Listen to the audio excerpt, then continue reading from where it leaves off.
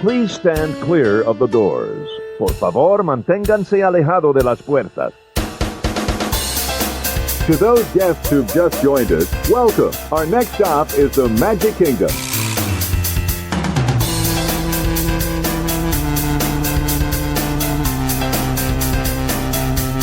Ladies and gentlemen, we are approaching our station at the entrance to Main Street, USA, gateway to the 7 theme lands of the Magic Kingdom.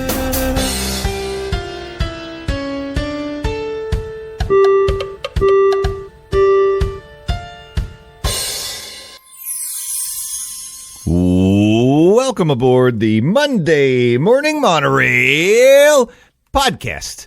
This is Justin Monorail, and I am back with you once again for episode number 185 of the Monday Morning Monorail Podcast. This is January 22nd, 2024, and I've got one of my monorail co-pilots waiting in the wings, ready to be introduced. It's Stefferson. Steffers, welcome to the monorail. How you doing? Stefferson? Yeah. That, okay. It just came to me. I'm good. It came to you in a dream? Just now. No, in a flash of brilliant inspiration, Stefferson came to mind. Stefferson is me. Yeah. Have you ever gotten that one before? No, I've gotten Stefferino, Stefferoni, Stefferulian. Yeah, no. Stefferoni. New one. I like Stefferoni. That's pretty good. I know. It sounds like I'm a Chef Boyardee meal. It does. And I love Chef Boyardee. I love some SpaghettiOs, but I got to get the SpaghettiOs with the weird tasting meatballs. Those are my favorite. At least you know they taste weird. Well, I know they taste weird, but it's like, it's a taste that, and I don't know, it may even taste different than it did when like we were kids. And well, that was a shorter distance of time for you. Kids. You're funny. But still, there's some nostalgia there. I tried to get my kids to eat SpaghettiOs when they were small, and they never liked them. So I would end up like finishing the bowl. So I don't know. I just don't. I'm not a picky eater, Steffers, and me neither. A nice big can of SpaghettiOs sometimes really hits the spot. It's easy to make. You just dump that in a bowl and throw it in the microwave for about 2.5 minutes. You're good. Sounds good to me right now, honestly. Oh yeah, I'm hungry. We got to get lunch after this. Yeah. It's good on a cold day. Lunch at 2:16. And it's a balmy 55, 56 degrees outside here in Orlando. We've warmed up a little bit. It's been a cold weekend. What have you got? Yep. What are you dealing 30 with? 30-something. 30-something? Yeah. Was the high. I think 40 is the high today. I know. It's just we're stuck in this like cold snap, and we need to snap out of it. But I like the bundle to burritos. I don't. I'm done with the cold in the house. I don't want to have the heat on, and I want to get out there. That's why you live in Florida. Yeah, exactly. But this has been long enough. It's been a couple weeks of cold, and I'm done with it. I'm ready to get back out and experience some theme parks in more comfortable conditions. A couple things I just wanted to say really quickly. I don't often do this when we start the show, but I feel like maybe we should. This is a theme park podcast. If you're new to the podcast, if you've never listened to us before, we started as a Disney, predominantly only Disney podcast, but now we talk about all the theme parks, especially those in Central Florida. We're a equal opportunity theme park podcast, and I wanted to make that pretty clear. There was a recent review where the question was asked, isn't this a Disney podcast? Well, sure, but it's also Universal, SeaWorld. We'll talk Busch Gardens. We may talk other things, but just to be clear, it's a theme park podcast, mostly centered on or focused on Central Florida. So welcome to the show. If you're new, if you've never listened to us before, we like to talk about the headlines. We like to give our editorial comments, and sometimes we throw in like little tips and tricks or thoughts if you are planning to come down to Central Florida and visit any of the parks. And so I wanted to address that. I just felt like it was important to say that. Yeah, I say we're a Disney podcast, but we're also a Universal podcast, and we're also a SeaWorld podcast. So you're going to get a variety of different headlines. And today I have done that once again. I've gathered headlines from those 3 specific parks that we're going to talk about. And you know what? I say we delay no longer. Why don't we jump right in to the news.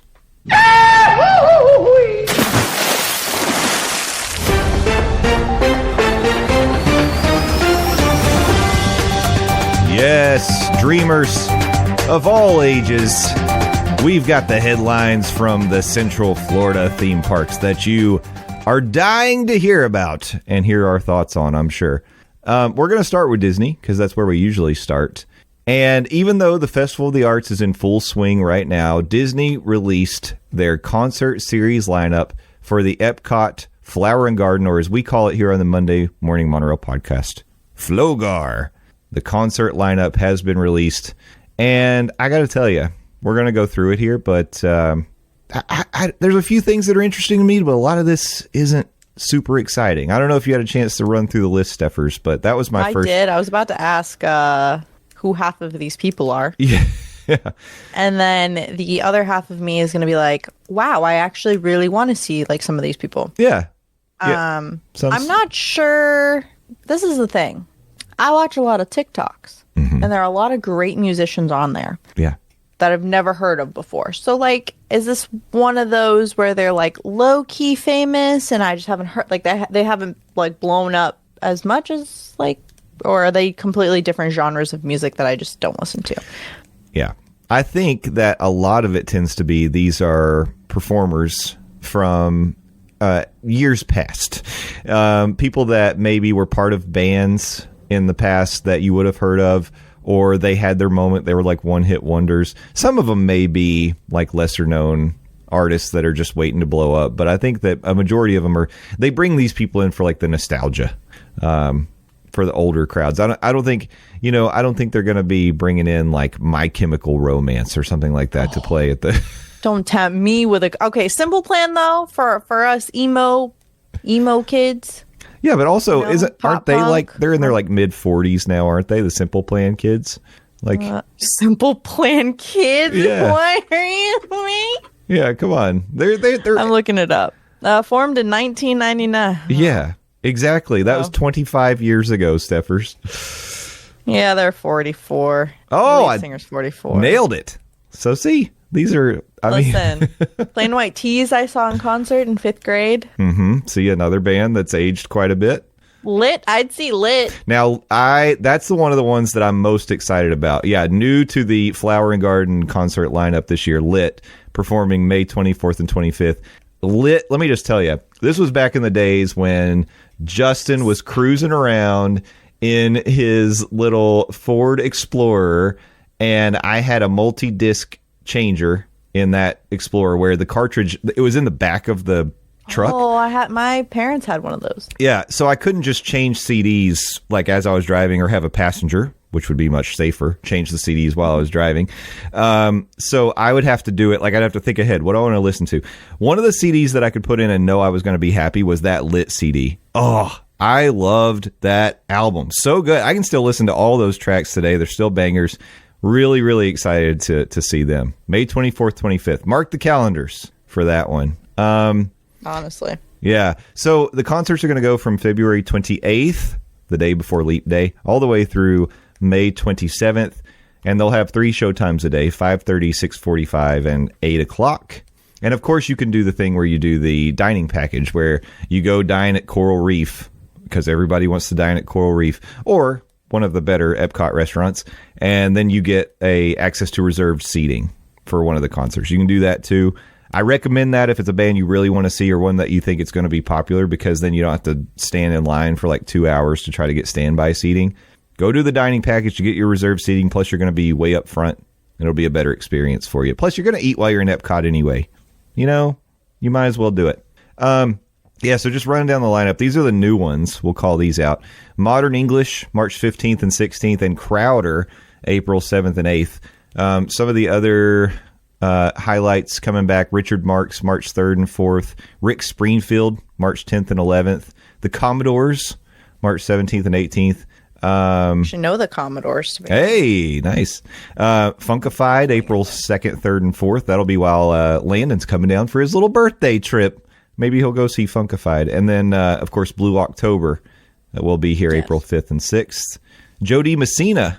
That's a name I haven't heard in a long time. I don't know if she's a regular for the Flower and Garden, but that's like a throwback. I feel like she was there last year. Was she? Okay. Maybe I'm wrong. Maybe she. I feel like she was at one of the theme park, one of the concerts at the theme parks. I just don't. I feel like I heard her name recently. I believe it. Maybe I'm wrong. I believe it. So she'll be there April 12th and 13th, and then A Flock of Seagulls, April 14th and 15th. So if you go ride Guardians of the Galaxy Cosmic Rewind, you could hear I Ran, and then you could go run over to the American Gardens Theater and hear it again. Said you can run over after saying I ran. I can't. You'd be like, I ran to hear them sing. So far away. Yeah, far away. The Plain White Tees, you mentioned April 19th, 20th, 21st, and 22nd. 4 days. That's practically a residency. They're a popular little returning act, man. What do you mean? Yeah. I know they are. That's a nice stretch. I think Did you actually say M80s? I didn't say M80s, April 16th, 17th, 17th, and 18th. Yeah, they have it like day, like every day, man. Yeah. Oh, yeah. Every day there'll be somebody in the park playing a show. Too much. Or several. Starship, April 26th, 27th. Herman's Hermits, starring Peter Noon. Fun fact about Herman's Hermits, that was the first concert that I ever attended. I don't remember it. I was very, very small, but my parents took me to see Herman's Hermits and the Monkees when they came to Knoxville. Simple Plan, May 10th, 11th, 12th, and 13th. There's To Be Announced. Now, is that a band name, or really they've got 2 dates that are still to be announced, May 19th? They have 3. To be announced May 6th, to be announced May 19th and 20th, to be announced May 26th and 27th. Okay, so that makes me wonder, is there like a big fish that they're trying to reel in? Maybe not real big fish, but... I would see real big fish in concert. That would be fun. And actually, they probably fit the demographic of types of bands that they might bring in.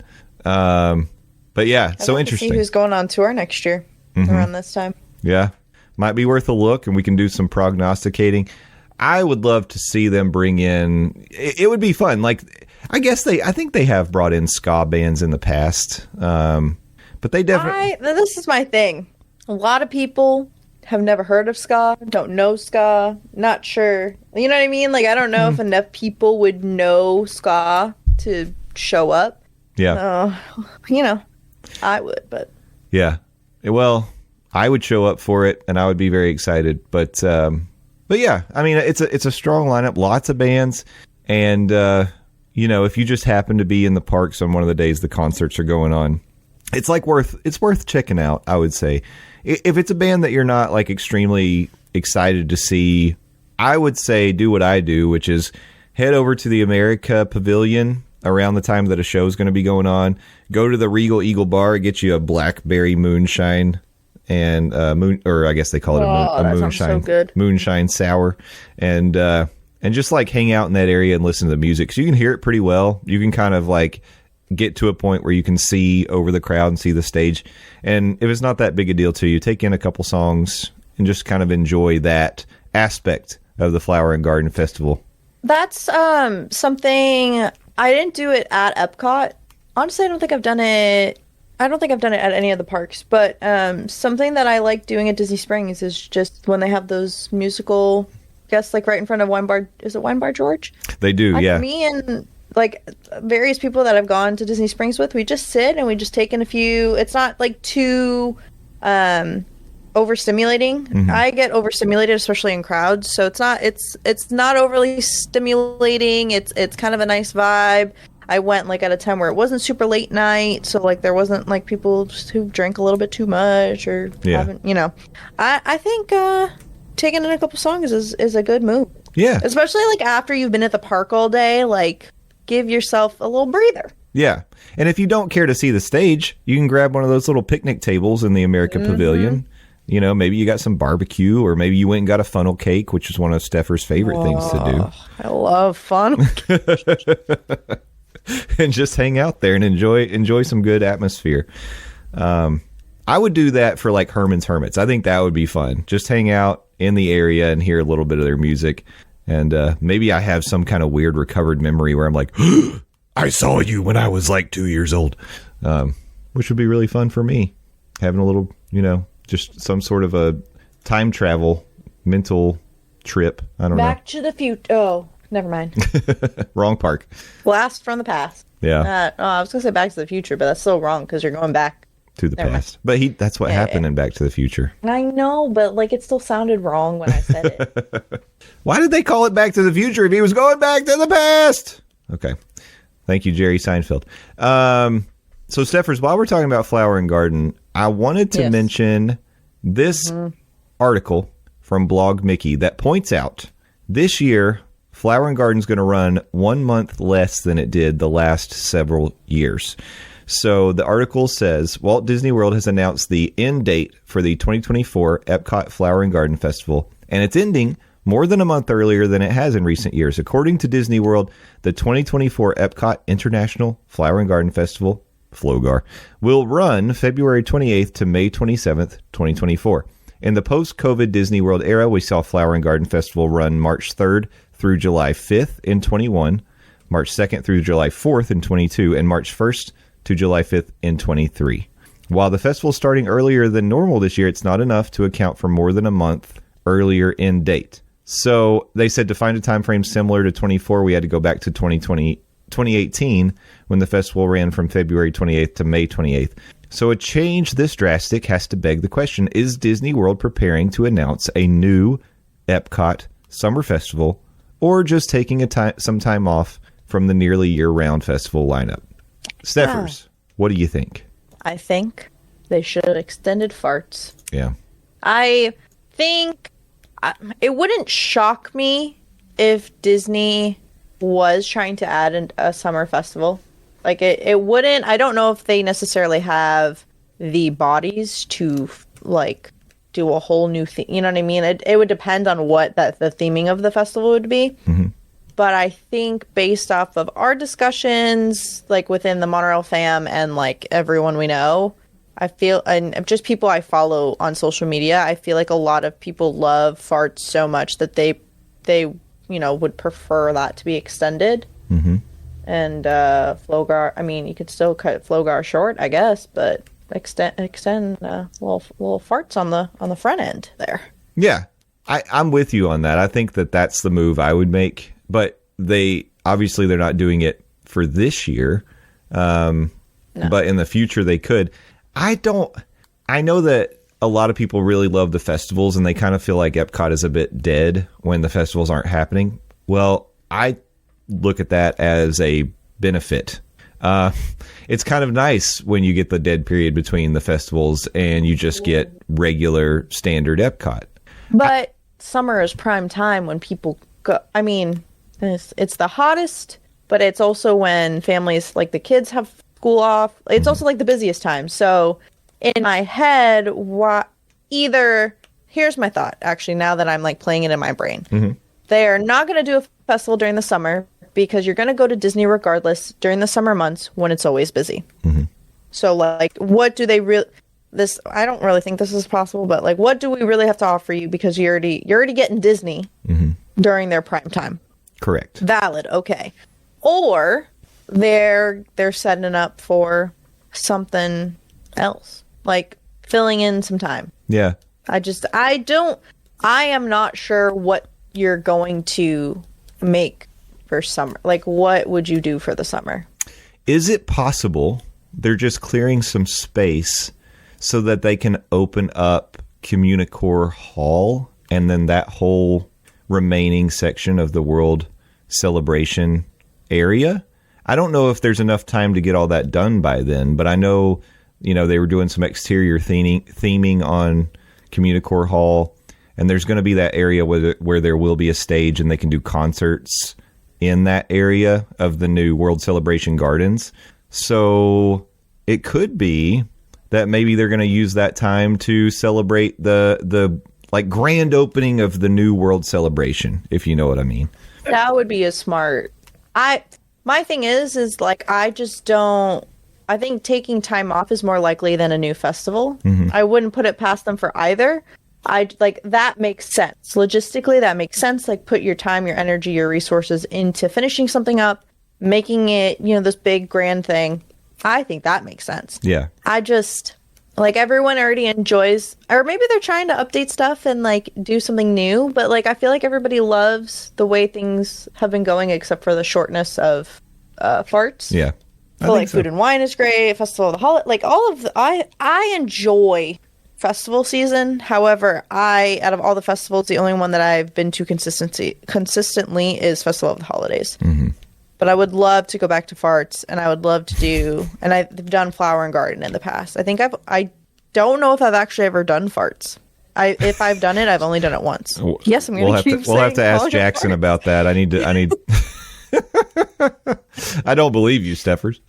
No, but yeah, it's great, and I do think that they could expand it out a little bit. I don't know, like it's funny. I like that we talk through stuff like this because when I was just reading the article, like it didn't even occur to me that like, oh, you know, maybe they are sort of clearing the way to do a grand reopening of Epcot, because once they finish that, that's the last piece of that current project that they're doing. So they could say, come to the new Epcot. Everything's open now. And that's what they focus on for a couple months until they start not Flower and Garden, but Food and Wine. Maybe. I don't know. Maybe. Stay tuned. We'll report it here first. Yeah. And by first, I mean first for us. First after all the other blogs break the news. Correct. We're not here to break news. We're just here to editorialize. That's, comment. Correct. We give humorous commentary. That's what we do. But we do come up with really good ideas and thoughts. So that's our value. That's our value prop. Stephers, Flower and Garden is great, but you know that probably one of my all-time favorite festivals now is Mardi Gras at Universal. Oh, Mardi Gras. If I suggest nothing else to y'all other than going during Christmas time, but like say you can't, Mardi Gras would be, well, we're excluding Halloween Horror Nights. You can't put that in the same realm. Mardi Gras is, I find, such a great value and such a, like, when you just want to breathe in positivity. Mm-hmm. Like, I feel like Mardi Gras, like, exudes just, like, positive vibes and, like, different food, and it's just a fun time. It is. Yeah, I totally agree. It's a joyous celebration. It's just fun. The music is fun. The food is delicious. Who doesn't like getting beads thrown at them? I mean, without having to show your naughty bits. And you get to possibly see some fun concerts. Yep. Mardi Gras this year will run from February 3rd through April 7th, according to this article on InsideUniversal.net, because I got to cite your sources, y'all. I actually saw that they usually do this like a food passport kind of, not a physical passport, but like kind of breaks down the different places in which they're pulling foods from. Philippines was one of those places, nice. By the way. So I'm sensing some ube coming back into the mix. Ooh, I need some lumpia. I don't know if they're going to do all that. Maybe I'll just fly down and I'll make you some. Okay. How about that? Agreed. All right. Yeah, but the concert lineup they finally announced, I will say, it is so funny. Maybe I just don't see it as much in the Disney community, but these Universal goers are so like, when's the concert lineup coming out? Like, where's the concert lineup? It starts blah, blah, blah, blah, blah. When it... so like, where is it? Give it to me now. They finally dropped it. Yep. They finally dropped it. February 3rd, Walker Hayes. Fancy like that whole TikTok trend. That was a trend whatever year ago that was. All American Rejects. I would see them February 10th. Yes. Elle King, February 17th. I saw her and the last Sunshine Band. February 18th. You saw Elle King last year? I did. She opened for Maggie Rogers at a festival we went to in St. Augustine. Oh, I remember you went to that concert. Yep. I didn't know that she opened. Yep. Casey and the Sunshine Band. Fun fact, I have a picture somewhere in the depths of my pictures with Casey and the Sunshine Band. Bare Naked Ladies, woo, woo. February 24th. I think that they were there last year. I think they're making a return. Yeah, I think you're right. And then DJ Khaled, March 2nd. And I'm not doing that whole we the best, whole thing. Ava Max I've never heard of, but that is March 9th. What? Stephers, I can't believe that. Am I supposed to know who that is? Yeah. I think you would. You've at least heard her music on TikTok probably, but yeah. Okay. Yeah. It does not look familiar, but your girl will look it up after this recording. Queen Latifah, March 10th. Louis Fonsi, March 16th, and then Zed closing it out on March 17th. You always end with Zed. That's how the alphabet ends. I would love to see Zed. I went to EDC Vegas 2015, and that was the year that Zed did not attend. Oh. And it was really sad that I didn't see him. I will say, if you are an annual pass holder, make sure to check blackout dates. What are they called now? Blockout? I think they're called blockout dates now. So make sure you check those, because I know there are some exclusions in terms of concert nights. So be mindful of that.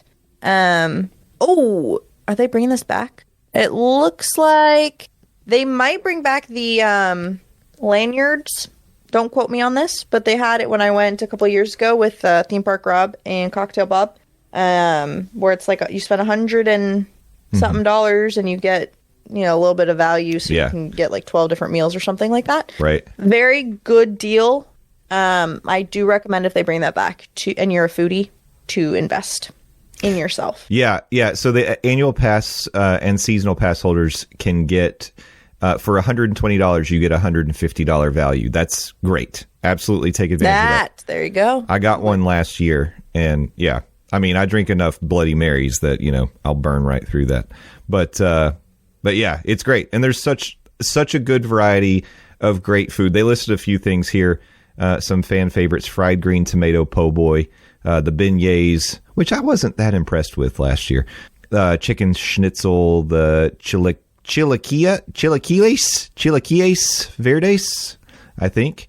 And, but you can't forget that you can get your jambalaya, you can get your crawfish, you can get etouffee. Like, it's all the stuff that you would want to get from a Mardi Gras celebration.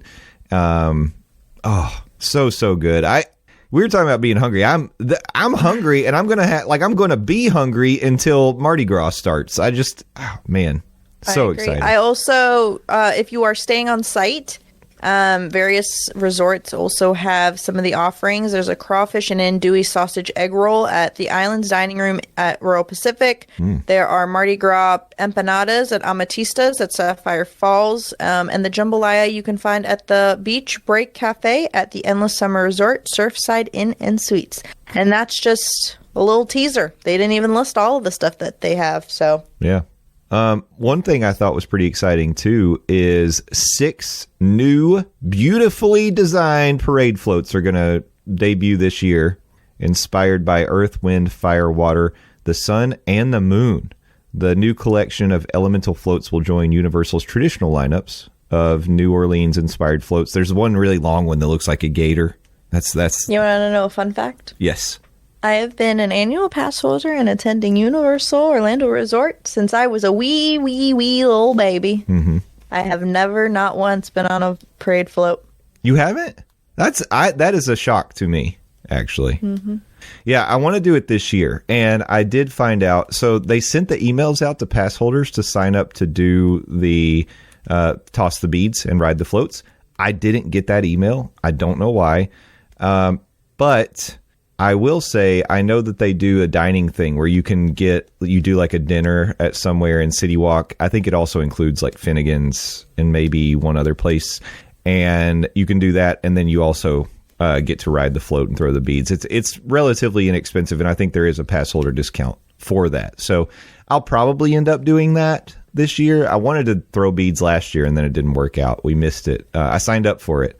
And then May and I, something happened. We got there late and we missed it. So I'm hopefully going to be able to do it this year. But yeah, Stephers, you got to do that. I can't believe you've never done it. That's a big surprise. I know. It's a real tragedy. Mm-hmm. It is on my bucket list of things to do. One day, I hope. Yeah. Yeah, I mean, and last year you could do the thing where if you got in the park, first thing you could do a virtual queue. Yeah, on the day of. So hopefully they'll bring that back this year. I imagine that they will, but I don't know. We will see. We'll see. But yeah, I hope you get to do that, Stephers. Me too. So I wanted to talk about, this is something that happened a couple weeks back at this point, but we didn't discuss it. It kind of came and went. And we didn't talk about it. And I think this is just more for our discussion more than it is breaking news. But Universal Orlando no longer offers paper park maps at the theme parks. And this was a change that Universal made to try to provide guests with a more digital experience. So there are QR codes around the park. You can scan them to get the wait times, show times, and more. Of course, they want you to mobile order at some of their dining locations. You can do the virtual queuing. If you definitely need the Universal app if you're going. It's very similar to going to Disney. You've got to have the My Disney Experience app. At Universal, you're going to want to have the app because it gives you the most up-to-date information. It's real-time. It's active. And you can order drinks, order food, look at show times. All that stuff's great. But I am a person who loves technology, and I embrace technology, and I have no problem with this. However, I also think that park maps have a place and are warranted in theme parks. And it's not just for people who don't want to use their phones. Park maps are a nice little keepsake. I actually like when park maps change. I love to get a copy of one. I have a whole drawer full of Disney and Universal park maps. It's a nice thing to go back, and it's like a little snapshot in time because the park's going to change. Attractions are going to change. The designs, the way they're marketing the park is going to change, and it's so fun to go back and look and see what was important at the time to them, what they featured, and what has changed over time. So I don't know, Steffers, as our resident Universal expert, how do you feel about this change that Universal has made? You know what's funny is Nate tagged me in a tweet a couple weeks back with it saying rumor. Mm-hmm. Universal getting rid of park maps, and I said they better not. Or I don't even know what I said, but in my head I said they better not. Yeah. I agree with you. They are a keepsake. I do have some maps from many years ago. This is what I will say. This might be a hot take, but this is what I'm going to say. I 150% understand why they made the park maps digital. As someone who's gone multiple times, it's not like I even pick one up, but if there is a new one, I do pick it up. If they choose, this is where my problem is going to lie. If they choose during Halloween Horror Nights or some special event to not print a map, I think that's really where I will find that I'll be affected, because Halloween Horror Nights changes every year. Mm-hmm. There's a new map every year. That is a keepsake that I love every single time getting. Yeah, me too. Whether I use it or not, whether I use my phone to check the wait times, Halloween Horror Night maps, there's just something about them. I mean, technology is advancing, and I'm not surprised, but also this for sure kind of takes a blow to my heart, because I am a paper map keepsake girly. Yeah. So yeah, I'm interested to see if they bring back maps for Halloween Horror Nights, though. I hope they do. I really hope they do, because that would be a massive loss if they don't. And I think that we would be remiss if we didn't also mention that there are a lot of people who struggle with technology or just don't like to use their phones. 100%. I remember before I had a smartphone, going to theme parks back in the day, I loved picking up park maps when I got into the park and sort of mapping out, oh, this is the route we're going to take. This is how we get here. And I was really connected to that. I'd put it in my back pocket, pull it out while we're in line. It was something I could point to and peruse throughout the day. I mean, I still like to do that with parks I'm unfamiliar with, even if they have technology. I love to use the old-fashioned map to get around the park. And I'll say this, too. I don't think Universal's app is super user-friendly or intuitive. It has... It is not. Yeah, it definitely has a lot of room for improvement. So I hope... And that's not to say... It's not to say their app... How do I say this? It is great for a lot of things. In general, you can make it work. But I'll open the app. It'll log me out. It's a little clunky in terms of getting, an AP discount. Yeah. Or, checking times for things. Or, I don't think it and maybe going back to how we were talking about Disney, are they just taking a break to focus on one thing? Maybe they're taking away the maps to put all their efforts toward really perfecting their app. Yeah. Maybe. But yeah, no, I get frustrated with it, and I'd like to think I'm pretty solid with technology, so that's definitely something that is a con. I will say it'll maybe boost more of a likelihood for team members, like getting team member help, kind of reaching out. Yeah, that's true. Kind of that interactive element. I don't know. Yeah, it could.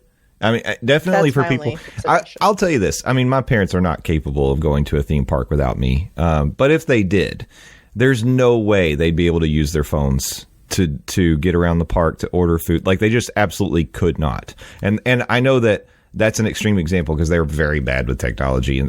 But there are plenty of people who struggle with it enough, and not just because of age. Like, it just may be a thing that they just, they just don't like using their phones. So it's a very interesting choice. It makes me wonder if you were to go to guest services and say, I don't want to use my phone, they've got to have like a stash of park maps that they could give out. Like maybe they're really basic things that they could give out to people. I would like to test that out or find out. I think you made a good point, though, because I think that as you force more people to use the app, there's going to be a lot more feedback for things that are broken or not working or could be more just user friendly. And maybe that does cause Universal to improve the app and make enhancements, which would be great. I find it somewhat frustrating to quickly try to open the app and find wait times. Like, even that, just for me, can sometimes be a pain. I agree. And you know what thought I just had while we were talking this out? Epic Universe, are they not going to have some commemorative map for when they open? Great question. That's a great question. They have to. They would have to. Would they though? Let's see if the other coast, or let's see what other resorts take away their maps. But I think this is all part of a bigger plan of they're going to really take the time to fix their app, and Epic Universe stuff will be implemented in the app. Okay. Because you expect, it sounds like that at Epic Universe, your experience will be much more integrated into the app. Yeah, because on the West Coast with the Mario Land thing, your bands are synced to the app over there, aren't they? Yeah, you're right. That's true. Yeah. So they're definitely going to making that move. I wonder too if they'll have, instead of having like the free park maps they give away when you come in, maybe they have commemorative maps you can buy in the shops. That could be a thing that happens. Ugh. Yeah. You know I'm going to buy it, though. I made that noise, but it's like, I'm going to buy it. And they know that people will. I mean, yeah. I will say, Disney does a really good job of when they have like a big grand opening or something, they'll have commemorative maps. I had one for Galaxy's Edge opening day, and it was like, it's not your typical park map material. It's like a rigid cardstock, and it's glossy. And I actually picked up a few of those. I think I still have like some extras. So I don't know, maybe they have something for opening day, but maybe not. They don't have to. You're right. They really don't. Yeah. And that's the sad part. Yeah. I mean, I know they're going to save money doing it. I just wonder how much, like how big of an expense is park maps on an annual budget? I just mean in a single year. That'd be interesting to know. Well, also they want to be sustainable and eco-friendly, though. You know what I mean? Like, there's like the environmental impact as well as the financial impact. And I think that balancing the two pros and cons, I think they're finding that they're recycling more than they need, than it's worth. That could be true. Well, here's what I want. If I make it to the park before anybody else, I'll try this out. But if you're going to Universal, go talk to a team member, like go to guest services, ask them if they have maps, like for people who don't have smartphones. I would love to know. I think that's a fair question, because I honestly think if they don't, that's a shame, because there are people who are going to need them, and they don't have to make them, put them out there for everybody, but just make them something that you have to ask for, kind of like a straw. Nowadays, a lot of times you have to ask for a straw to get one, and it's not just given to you in the parks. So something to check into. Oh, wow. More to come. It's funny that like the little like things that are like, oh, this is ending like a month early, or like, oh, they're getting rid of this. Yeah. Like really, it's like a signal though for where they're going. Exactly. But there's a reason. So subtle. Yeah. And I'm like, yeah. Wow. I know. Something as simple as park maps. Something as simple as just like a festival date changing. Like, it's just... There's a reason for everything. And that's why it's fun to do things like this podcast. It is so crazy. I love it. Yeah. Okay. We're going to do something unprecedented, and we're going to talk about SeaWorld 2 weeks in a row. Can you believe it? Let's do it. So last week we discussed SeaWorld's plan to open up a resort hotel, Project Starboard, 15-story, 500-room hotel with a rooftop terrace, restaurants, meeting space, elevated walkway connected to the park. Great. Very exciting stuff. And we knew that they had plans for more. Well, they wasted no time in announcing the next hotel. This is coming from another reputable news source, My News 13. This is Spectrum News. Orlando, Florida. SeaWorld Parks and Entertainment is planning to build a second on-site hotel in Orlando. The company last week submitted plans with Orange County for Project Canopy, which calls for a 250-room hotel at the Discovery Cove Resort. Plans show that the hotel would be located near the park's entrance off Central Florida Parkway on 50 acres of property that currently has a parking lot. The proposed hotel would include a restaurant, bar, pool, fitness center, retail space, and nearly 7,000 square feet of meeting space, which is not a lot in the meeting world. So this is interesting. So when I think of the 700-room hotel, 750, whatever, 504 room hotel, 15 stories. That to me sounds like, I would imagine that's going to be like a moderate type resort in my mind. That's what I'm thinking. So maybe you compare it to something like Grand Destino. You went Disney. Oh, okay. I'm sorry. That was my first instinct. What would you compare it to? No. I Googled. I had a thought right when you had that thought, so I Googled if on the Universal side, Surfside Inn has 750 rooms. Okay. Yeah, that makes sense. So, like, picturing that, I thought that would help a little bit. Yeah, that's good. That is helpful. But I was just thinking in terms of service level as well. I would imagine this is not like the 15-story tower. I'm not going to call that a value resort. I would be surprised if that's going to be like a value resort. I think it'll be more moderate, wouldn't you say? Especially with this is my thing with direct connection.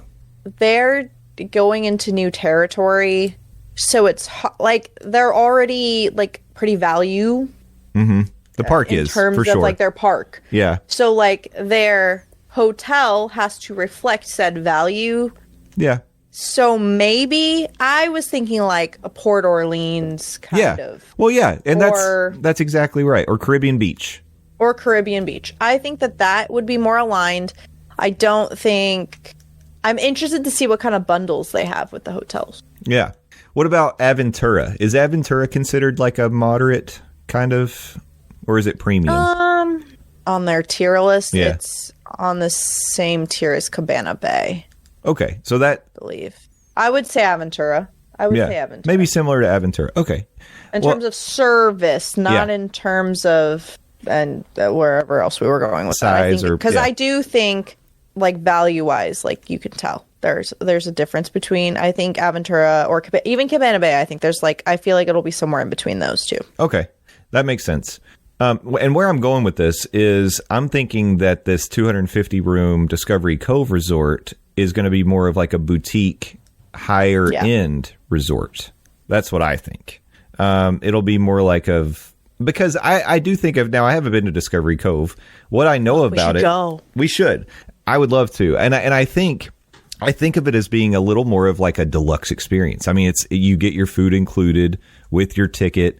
And it sounds like it's a very, it's almost like doing a beach break like if you take a cruise and you take an excursion, you go do a beach break at like a beach club. That's what I think of with Discovery Cove. So with a resort kind of associated with it, I would imagine it would be just a little more upscale. And maybe we're not talking like Ritz-Carlton, Four Seasons, JW Marriott, but I just mean a little nicer, a little smaller, and a little more personalized than what you'll get at the larger 15-story hotel. In my opinion, could be totally wrong, but that's what I'm thinking. Do we think? Did we say this in the other one? I'm trying. Do we think that they're going to partner with a major, like how Universal has Lowe's? Right. Yeah. Do we think that maybe they'll do like a Marriott or like, I don't know, something similar kind of vibe and maybe partner with them? Or maybe Hilton. Hilton, I was trying to think of other hotel brands. Yeah, Hilton, Wyndham. Could be Wyndham. I don't know. Disney has Wyndham. Disney does, but Disney also has Marriott. So, of course, That's my thought because in my head, like, make it so you can, like, if you get points, you can use them in multiple places, and you can use it at this place, kind of thing. Yeah. That's what I'm thinking. I also think that when I think 250, I'm like split stay. You split your vacation up into different days, and like you stay here for a day or two, and then you move on to a different kind of vibe, and maybe make it like easier that way. Mm-hmm. It's small, so like maybe they're anticipating shorter stays. I don't know. Yeah, it could be. That's where my thought went. It could Boutique be. would be cute though. I just think, and I imagine that it's going to be like really lushly vegetated in terms of their gardening, and like it's going to be really beautiful. I think that they're going to really knock it out with this one. Yeah, for sure.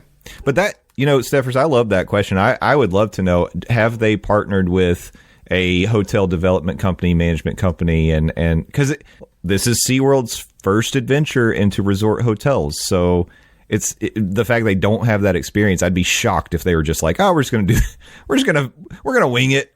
We'll figure it out. SeaWorld has official hotels. Mm-hmm.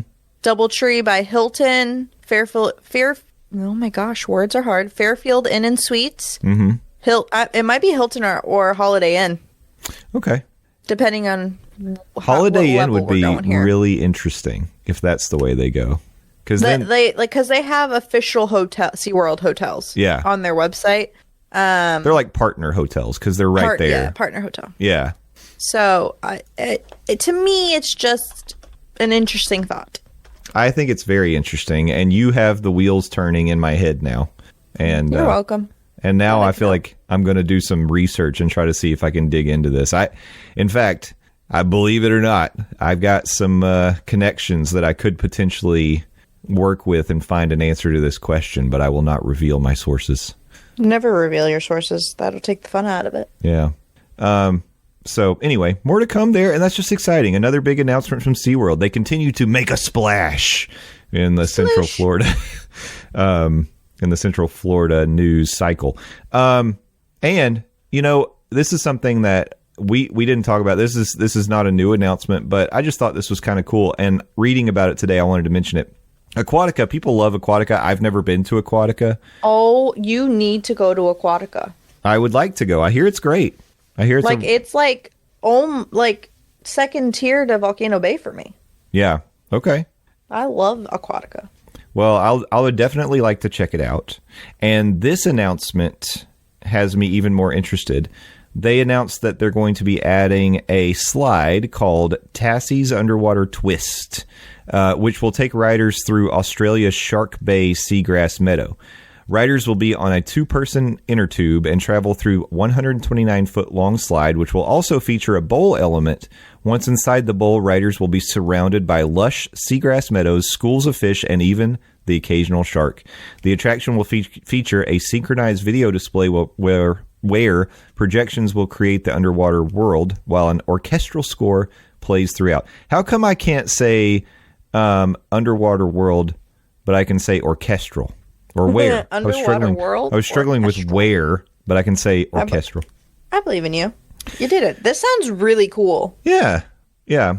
And apparently it'll also have a little educational component that shows riders the importance of seagrass meadows. So we love edutainment. We do. And this is something you don't normally see at your conventional water park. So a little immersive experience. So good on you, SeaWorld and Aquatica. Sounds very exciting. I'm interested. So the Disney Cruise Line, one of the cruise ships, has that new slide. Mm-hmm. They have like projections in that too, don't they? I think so. Yeah, I think they do. Yes. Words are hard. I wonder if this is the direction water parks are going to go in now.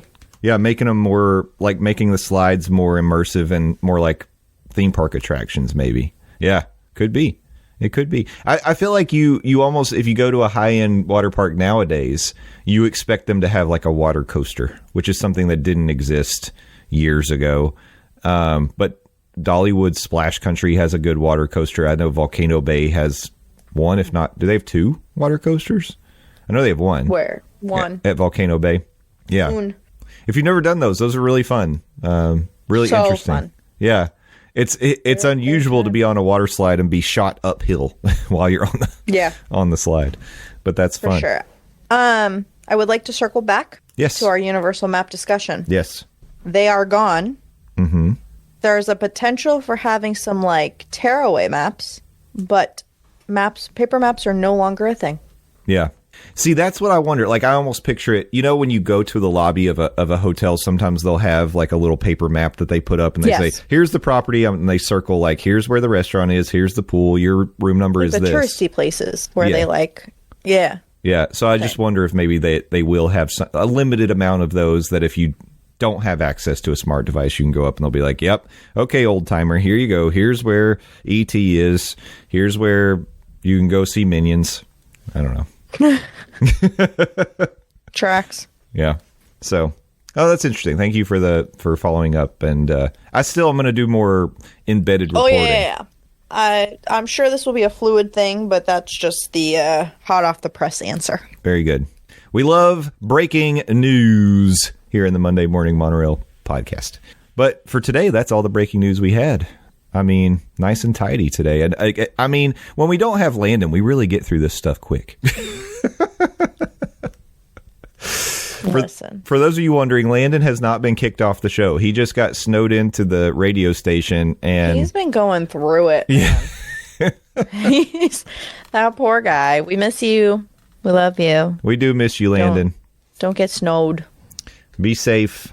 Hopefully you'll be back with us next week. But sorry, maybe he wanted to break the news of his exciting birthday trip himself. But that's all we got. But I broke it. We didn't give any specifics. We didn't say who, what, when, where, why. That's true. Excited for Landon to get back down here soon, though. And also excited for him to be not snowed in Knoxville, Tennessee. So he'll be back next week. Don't worry. And hopefully. If you want to check on him, check in with him, let him know that you miss him, you can do that. He's at LANDOZ on Twitter. And I would have done his whole song, dude. I can't steal his gimmick. I just can't do it. Is it stealing if he's not here? It's really just filling in. It's a substitution. Okay. Well, that's a good point. Forget it. He's Dawes Does Disney on Instagram. You can hit him up either place. Stephers, how about you? Where are you at? At Adventures with Stephers on Instagram and TikTok, and it's Stephers on the tweets. I'm going to keep calling it the tweets. The tweets. And I am Justin_Monorail on all of the things. I actually, on TikTok last week, put out a little preview of episode 184, just chatting with the TikTok people, letting them know what was coming to the Morning Monorail. So I think I'll do that again today. I think I got some new good feedback on that. Got a lot of views, so we'll probably do that again today. But if you want to specifically follow the show's social medias, it's Morning Monorail. Any place it exists, at Morning Monorail. You can send us emails, Monday Morning Monorail Podcast at gmail.com. And you could leave us reviews too. We love the good ones. And also keep in mind, we're not just a Disney podcast. If you make a review, I would appreciate that. Primarily Disney, of course. That's where we started. That's where our roots are. We are a monorail, but we talk about all sorts of things. So we like to have diverse opinions, diverse ideas, diverse viewpoints. And share like all the offerings that Central Florida has, because a lot of the parks are stepping up their game. Yeah. Also, one thing that's key to remember when you're reviewing a podcast about theme parks, we're talking about theme parks here. It's not life or death. Let's have some fun. That's all we're trying to do. Have some fun and entertain. So if you're having fun and you're entertained, we appreciate you. Thank you for being part of the Monday Morning Monorail family. We love you all so much. Thanks for interacting with us, Monday Morning Monorail fam, on the Facebook group. We've got a Discord. We got so many things going on. All you have to do is reach out. Let me know if there's something you can't find or something you want to be a part of, and I will help you out. But until then, thank a cast member, thank a team member, be excellent to each other, and party on, dudes. We'll see you next week. Bye-bye.